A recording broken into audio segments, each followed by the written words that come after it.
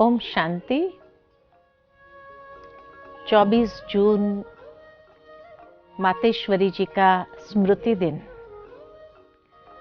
जैसे जैसे जून मास आरंभ होता है कि हर यज्ञ वत्सों के अंदर मातेश्वरी जी की स्मृति उभर उभर करके आती है। भले अधिकतर यज्ञ वत्सों ने मम्मा की पालना नहीं ली है, और जिन्होंने मम्मा की पालना ली थी वो भी आज शायद यज्ञ में बहुत कम आत्माएं हैं।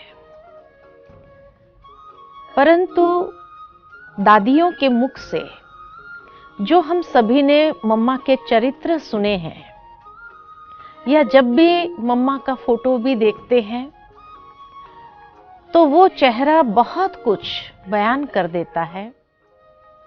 उनके संपूर्ण व्यक्तित्व को हमारे सामने वर्णन कर देता है, और हर एक को मन में यही प्रेरणा मिलती है कि आदर्श ब्रह्मा कुमारी जीवन अगर हो तो वो मातेश्वरी जगदम्बा सरस्वती का था।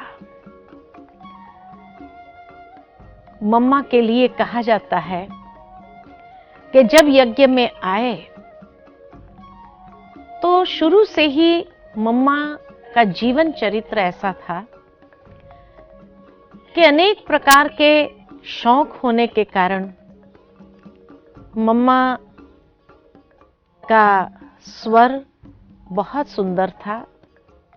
जब सितार बजाती थी और गीत गाती थी तो जैसे साक्षात सरस्वती इस धरा पर उतर आई हो, ये हर एक को महसूस होता था। इतने मधुर स्वर में वो गीत गाती थी, साथ ही साथ ओम की ध्वनि लगाती थी। और इसीलिए जब बाबा के इस यज्ञ को ओम मंडली के नाम से जाना जाता था तो उस समय जो भी दादियां थी उनके नाम के आगे ओम शब्द जरूर रखता था। जैसे मम्मा का नाम राधे था तो ओम राधे कह करके ही बुलाते थे। और उसके बाद जैसे ही सभी को अव्यक्त बाप दादा ने नए सद्गुणों के आधार पर नाम दिए, तब मातेश्वरी जी को यही कहा कि ये जगदम्बा सरस्वती है। ये मातेश्वरी जी का अलौकिक नाम था। मम्मा की स्मृति के बारे में जब सुनते हैं तो कहा जाता कि जब बाबा मुरली चलाते थे तो ऐसी चात्रक होकर के वो बैठती थी कि मुरली का एक एक शब्द जैसे अंदर में समाता जाता था। कई बार बाबा जब कहते थे मम्मा को कि मम्मा आज बाबा ने क्या सुनाया वो आप सुनाओ, तो हूबहू एक एक शब्द वैसे का वैसे ही रिपीट होता था। कोई भी परिस्थिति आई तो बाबा के आगे मम्मा और भाऊ दोनों ऐसे खड़े हो जाते थे जो आज तक भी साकार बाबा पर नहीं आती थी। ऐसी उनकी शक्ति थी, और उस शक्ति के कारण हर विघ्न को सहजता से पार किया। याद आता है कि एक बार हापुड़ के अंदर बहुत जोर से एंटी पार्टी ने इतना विघ्न खड़ा किया कि कैसे भी करके यहां सेंटर बंद हो जाना चाहिए। लोग आ गए सामान उठा करके बाहर फेंकने के लिए, लेकिन उस समय में जब बाबा से बहनों ने बात किया कि बाबा बहुत मुश्किल हो रहा है यहां पर, आपकी आज्ञा हो तो सेंटर बंद करें, बाबा ने कहा नहीं। और बाबा ने मातेश्वरी जी को भेजा कि आप जाओ वहां पर। तो जैसे ही मम्मा वहां पर पहुंची तो एंटी पार्टी वालों को पता चल गया कि ब्रह्मा कुमारी की जो फर्स्ट स्पिरिचुअल हेड है, एडमिनिस्ट्रेटिव हेड, वो पहुंची है और उनके सामने जाकर के हम इनसे ये सेंटर खाली करवा देते हैं। देखते हैं उनकी मातेश्वरी जी कैसी है, क्या है। मातेश्वरी जी ऊपर के फ्लोर में, फर्स्ट फ्लोर में थी और नमः शाम का समय था। तो जैसे ही पहुंचने के बाद भोजन करके, रेस्ट करके शाम को जब उठे तो मातेश्वरी जी योग में बैठी थी, ऊपर ही अपने कमरे में एकदम योग युक्त होकर के बैठी थी। सारे एंटी पार्टी वाले आ गए और कहा बस हमें मिलना है मातेश्वरी जी से। बहनें डर रही थी कि पता नहीं क्या गाली गलौज करेंगे, मम्मा का डिसरिगार्ड करेंगे। लेकिन फिर जब उनका बहुत जोर बढ़ गया, बहुत चिल्लाना हो गया, तब जो है बहनों ने ऊपर छोड़ा और वो सीधा पहुंच गए कमरे में। और कहा जाता है कि उस समय मम्मा एकदम शिव शक्ति होकर के योग में बैठी थी। जैसे ही वो ऊपर आए तो कमरे के अंदर जो वाइब्रेशन थे, इतने शक्तिशाली वाइब्रेशन कि वो आकर के सामने बैठ गए। और जैसे ही मम्मा के सामने बैठ गए, मम्मा से दृष्टि भी लेते रहे, किसी के भी बोलने की हिम्मत नहीं हुई। और पता नहीं उन्हें क्या अनुभव हुआ, मम्मा के द्वारा कोई शिव शक्ति के रूप में अनुभव किया हो या एक माँ का स्वरूप साक्षात उन्होंने देखा या कोई देवी का स्वरूप देखा हो। परंतु जैसे ही उनका मन एकदम शांत हो गया, आधा पौना घंटे तक बैठे रहे। पौने घंटे के बाद जैसे ही वो उतर करके नीचे गए, सारे लोग जो नीचे खड़े थे वो कहने लगे कि क्या हुआ, क्या कहा इनकी मातेश्वरी जी ने। तो कहा कि ब्रह्मा कुमारी अगर देखना हो कि सचमुच ब्रह्मा कुमारी क्या होती है, तो इनकी मातेश्वरी जी को देखना चाहिए। लोगों ने सोचा इन लोगों के ऊपर भी जादू लग गया, लेकिन तब उन्होंने कहा जादू की कोई बात नहीं है, वो साक्षात देवी है, वो साक्षात एक माँ है। और उसके बाद कभी भी दोबारा हंगामे करने के लिए वो नहीं आए, न सेंटर बंद करवाने के हिसाब से वहां पर पहुंचे। तो मातेश्वरी जी का जो स्वरूप था, एकदम शिव शक्ति, गंभीरता की मूर्ति। अगर कोई हंसी की बात होती थी तो भी एक दैवी मुस्कान उनके चेहरे पर आ जाती थी।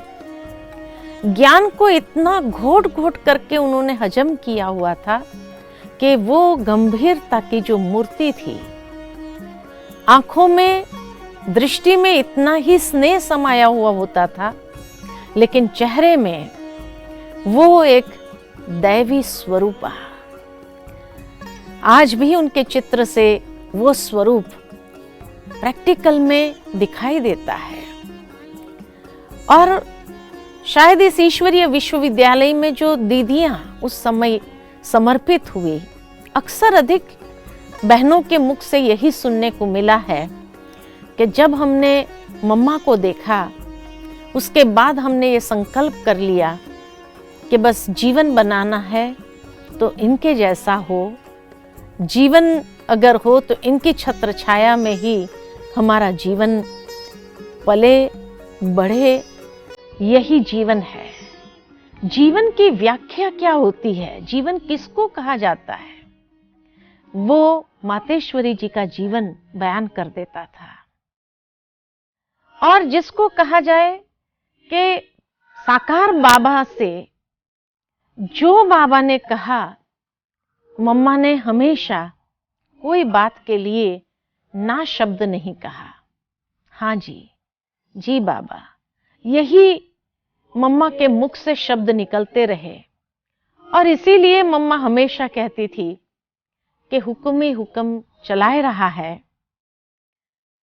यानी हमेशा अपने आप को निमित्त समझना और निमित्त समझते हुए हर कार्य करना, बाबा के हर श्रीमत, हर आज्ञा को जो है जैसी है वैसी अपने जीवन के अंदर धारण करना, एकदम न्यारा प्यारा जीवन एक अलौकिक मां के रूप में हरेक की पालना उन्होंने किया। साथ ही साथ कहा जाता है कि एक बार मधुबन में जब भी बाबा कहीं से भी बाहर से आते थे तो 5 दादियां हमारी आंगन में खड़ी होती थी बाबा के वेलकम के लिए। उसमें मम्मा होती थी, पुष्पमणि दादी होती थी, ईशु दादी, संतरी दादी, ब्रिजेंद्रा दादी, ये पांचों जैसे कि शिव शक्ति रूप बन करके सामने खड़ी होती थी और बाबा का वेलकम करते थे। कहीं से भी बाबा जब आते थे सेवा से तो वेलकम करते थे। तो एक बार जब बाबा मधुबन में थे और कहीं से कोई पार्टी आई थी और वो पार्टी जाने लगी जैसे, तो हमेशा विदाई के समय मम्मा बाबा साथ में होते थे विदाई देने के लिए। तो बाबा जब उस पार्टी से मिल रहा था तो बाबा के मन में एक संकल्प आया और मम्मा से कहा कि बाबा की इच्छा है कि इन बच्चों को साबूदाने का हलवा खिलाएं। मातेश्वरी जी ने कहा जी बाबा, और वहां से उठे और तुरंत हलवा बनाने के तैयारी में लग गए, हलवा बनाने लगे। अब दूसरा कोई होता था तो शायद यही कहता, बाबा इनका जाने का वक्त हो गया है, टाइम हो गया है, अभी हलवा कैसे तैयार होगा। परंतु मातेश्वरी जी ने जी बाबा करके हलवा बनाना शुरू कर दिया। ये प्रत्यक्ष हमारी परम आदरणीय मोहिनी दीदी का अनुभव था कि जब मम्मा हलवा बनाने लगी तो यहाँ बाबा जैसे विदाई दे रहे थे तो मोहिनी मैंने यहाँ से बाबा के पास से दौड़ करके मम्मा के पास गई। मम्मा आप तो हलवा बनाने लगे, लेकिन वहाँ तो पार्टी खड़ी भी हो गई और बाबा तो विदाई दे रहे हैं, अब आपका हलवा कब तैयार होगा। साबूदाने का हलवा इतना जल्दी तैयार भी नहीं होता है। मम्मा फिर भी मुस्कुराते हुए हलवा बनाती रही। फिर वहां से मोहिनी बहन दौड़ करके, क्योंकि छोटी थी, तो आकर के सीधा बाबा के पास आते। बाबा उस पार्टी के साथ विदाई देते हुए पांडव वन के पीछे का जो एक पेड़ है जहां बाबा हमेशा खड़े रहते थे और सफेद रुमाल हिलाते हुए सबको विदाई देते थे। तो जब पार्टी जाने लगी बाबा ने रुमाल भी हिला दिया। मोहिनी दीदी दौड़ करके फिर मम्मा के पास आई, मम्मा पार्टी तो चली भी गई, बाबा ने रुमाल भी हिला दिया, विदाई भी दे दी, अभी तक आपका हलवा तो बना ही नहीं, अभी क्या करना है, क्यों बना रहे हो, पार्टी तो चली भी गई। फिर जब मोहिनी बहन से रहा नहीं गया तो मोहिनी बहन ने मम्मा से पूछा कि मम्मा आप बाबा को कह देते थे हलवा तैयार थोड़ी होना था इतना जल्दी। तो मम्मा ने मुस्कुराते हुए कहा कि जब बाबा ने आज्ञा दी तो क्या बाबा को मालूम नहीं था कि पार्टी का जाने का वक्त हो गया है। उसके बाद भी बाबा ने अगर ये इच्छा व्यक्त की तो जरूर उसके पीछे कोई रहस्य होगा। और इसीलिए जब भगवान मुझे कह रहे हैं हलवा बनाने के लिए, उसके बाद उसकी जो मर्जी, उसमें हम अपने मत को क्यों इंक्लूड करें, ये मम्मा का भाव था कि बाबा अगर कोई भी डायरेक्शन देते हैं तो क्या उनको मालूम नहीं होता है क्या। फिर भी अगर दिया तो उसमें भी कोई रहस्य होगा जरूर, कुछ सिखाना चाहते होंगे बाबा। मम्मा हलवा बनाती रही, बाबा वहां से पार्टी को विदाई करके आंगन में आ गए और उसके बाद थोड़ी देर के बाद जैसे ही हलवा तैयार हो गया कि मम्मा वो डब्बा लेकर के बाबा के सन्मुख आए, तो बाबा ने कहा अच्छा हलवा बन गया, अच्छा कौन जाएगा वहाँ बस स्टॉप पर देने के लिए।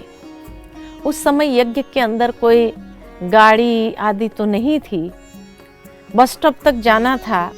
तो एक भाई ने कहा बाबा मैं साइकिल पर पहुंचा देता हूँ, और वो साइकिल पर जाते हुए जैसे ही बस स्टॉप थोड़ी दूर पहुंचे तो देखा बस निकल रही है, और जैसे ही बस निकल रही है तो ये साइकिल से ही दूर से हाथ हिलाते हुए बस को रोकने का प्रयत्न कर रहा था।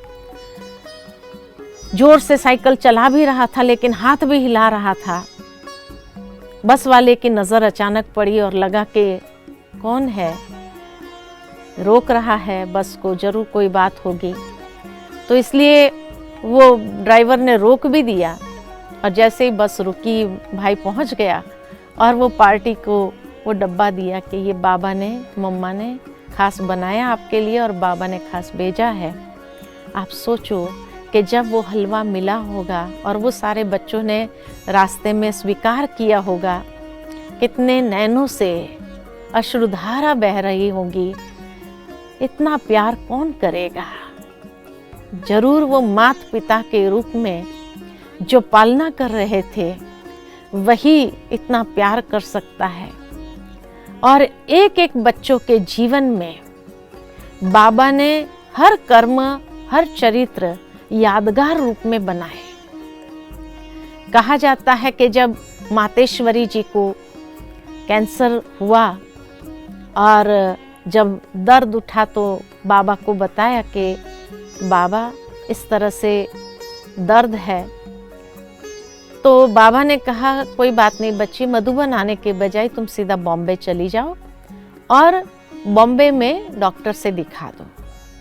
डॉक्टर के पास जब लेके गए तो डॉक्टर ने कहा कि कैंसर की बीमारी है। अब उस जमाने में 1960s में 64-65 में बहुत मुश्किल से किसी को कैंसर होता था। उस समय ये असाध्य बीमारी कि जिस समय कोई कीमोथेरेपी या कोई दवाइयाँ नहीं होती थी, एक खाली रेडिएशन होता था। और इसीलिए जब मम्मा को ये कहा और फिर डॉक्टर ने कहा कि कुछ समय चलेगा, रमेश भाई जी थे, रमेश भाई जी को बुला करके डॉक्टर ने समझाया सारी बात कि ये बीमारी के कारण जो है उसकी कोई ऐसी दवाई नहीं है, रेडिएशन लेना पड़ेगा, और उसके बावजूद भी अगर ठीक रहे तो ठीक है। और फिर उसके बाद जब मम्मा को रेडिएशन देने के बाद कुछ समय मम्मा सेवा में रही, जगह जगह जाती रही, बच्चों की पालना करती रही, सेवा करती रही। लेकिन फिर अचानक वापस जैसे दर्द बढ़ा तो पुनः बॉम्बे गए दिखाने के लिए। तो उस समय डॉक्टर ने देखा कि ये बहुत फैल गया है। तब उन्होंने रमेश भाई जी को बुलाकर कहा कि अब आपकी मातेश्वरी जी बहुत बहुत तो 4 मास है, उससे ज्यादा नहीं है, क्या करना है। तो रमेश भाई ने मम्मा को तो कुछ नहीं सुनाया, परंतु बाबा को फोन किया और बाबा को फोन करके सारी बात बताई कि मातेश्वरी जी के लिए डॉक्टर ने यही कहा कि मैक्सिमम 4 महीना है। बाबा ने कहा बच्चे मुझे क्यों सुना रहे हो, आप ये समाचार मम्मा को ही दे दो। रमेश भाई जी की हिम्मत नहीं हो रही थी, कहा बाबा आप सुना दो। कहा नहीं बच्चे आप सुनाओ, मम्मा एक ज्ञानी तो आत्मा है और इसीलिए उसको कोई प्रकार का सदमा आदि नहीं लगेगा। उसने जिस तरह से ज्ञान को हजम किया हुआ है, आप उनको ही सुनाओ। क्या करना है वो मम्मा डिसीजन देंगी कि बॉम्बे में रुकना है या मधुबन जाना है, ये डिसीजन भी बाबा नहीं देगा, मम्मा खुद अपना डिसीजन लेंगी। बहुत रमेश भाई जी मन को मजबूत करते हुए मम्मा के पास गए और बोलने की हिम्मत नहीं हो रही थी, तो मम्मा को लिख करके दे दिया कि मम्मा डॉक्टर ने ये बात कही है कि बहुत तो आपके शरीर में जिस तरह से ये बीमारी फैल गई है, तो 4 महीना है आपके पास में। तो बाबा ने कहा है आपको सुनाने के लिए, और आपको ही डिसीजन लेना है कि आप यहाँ रुकना चाहेंगे या मधुबन जाना चाहेंगे या क्या चाहेंगे, कहाँ जाना चाहेंगे। तो मम्मा ने उसी वक्त उस बात को सुनते हुए जैसे वो सारी चीज को ऐसे संभाल लिया और कहा नहीं, मैं मधुबन ही जाऊंगी। मधुबन आए मम्मा, और मधुबन आने के बाद जो है मातेश्वरी जी, कई बार इतना दर्द होता था जिस कारण से सारी रात सो नहीं पाते थे। उस समय बाबा ने ये व्यवस्था कर दिया था कि माइक स्पीकर लगवा दिया था उनके कमरे में, जिस कारण मम्मा रोज मुरली तो वहां स्पीकर पर ही सुनती थी अपने कमरे में, क्योंकि मम्मा को श्वास बहुत उठता था। 2-3 तकिए लगा करके सारी रात ऐसे बैठी रहती थी और बहुत जोर जोर से श्वास चलता था, क्योंकि ब्रेस्ट कैंसर जिस तरह से फैला हुआ था तो लंग्स आदि में फैल गया था, तो उस कारण से जो है बहुत श्वास चढ़ता था। लेकिन जैसे ही बाहर आती थी बच्चों से मिलने के लिए, बाबा से मिलने के लिए, जैसे ही दिन के समय में बाहर आते थी मम्मा, कि किसी को पता भी नहीं चलता था कि सारी रात मम्मा को इतना श्वास चढ़ा होगा और सारी रात सो नहीं पाई होगी। चेहरे पर उस बीमारी के एक रेखा तक मम्मा के नहीं आती थी। और कहा जाता है कि जिस दिन शरीर छोड़ा मम्मा ने 24 जून शाम को 4 बजे के आसपास, तो उस दिन भी सारी रात मम्मा सो नहीं पाई थी, खूब श्वास चढ़ा था। लेकिन करीबन 10 बजे के आसपास मधुबन का जो बगीचा है वहां अंगूर लगे थे और बहुत सारे अंगूर उस सीजन में निकले थे, काफी पार्टी वाले थे मधुबन में। तो बाबा ने मम्मा से कहा, मम्मा आप हर बच्चे को अंगूर देंगी? अंगूर और आम देते रहे। मम्मा एक एक बच्चे को दृष्टि देते हुए आम देती रही, अंगूर देती रही, और अंगूर देते हुए जैसे एक एक बच्चे से विदाई ले रही हो। सारी रात इतनी तकलीफ होने के बाद भी उसके बाद चेहरे पर वो भाव नहीं था दर्द के। इतना मम्मा प्रकृति जीत या अपने बीमारी के ऊपर जीत प्राप्त किया हुआ था, जो चेहरे पर एक रेखा तक नहीं आती थी। किसी को महसूस नहीं होता था कि मम्मा को इतना दर्द रहा होगा। और कहा जाता है कि सारे बच्चों को अंगूर बांटते हुए करीबन 1.5-2 घंटा लगा। उसके बाद जो है जब कमरे में आए, पुनः वो श्वास चलने लगा जोर जोर से, तो आदरणीय मोहिनी दीदी ने मम्मा से कहा कि मम्मा आपको बाबा से मना कर देना चाहिए था कि अंगूर आज नहीं बांटेंगे। लेकिन मम्मा ने आज तक अंतिम घड़ी तक बाबा की कोई भी श्रीमत को, कोई भी डायरेक्शन को रिजेक्ट किया हो, मना किया हो, ना शब्द कहा हो, ऐसा कभी हुआ नहीं। तो उस दिन कैसे होता था। और इसीलिए मम्मा ने यही कहा कि बाबा को तो पता था ना कि मुझे इतना दर्द है, उसके बावजूद भी बाबा ने कहा तो जरूर उसमें कोई रहस्य होगा। और ये रहस्य बाद में स्पष्ट हुआ कि बाबा ने क्यों अंगूर बांटने के लिए मम्मा से कहा था, क्योंकि बाबा मम्मा के एक एक कर्म को यादगार बनाना चाहते थे। और इसीलिए आज तक यज्ञ के अंदर 24 जून माना अंगूर जरूर हर एक ब्राह्मण वत्सों को मिलता ही है।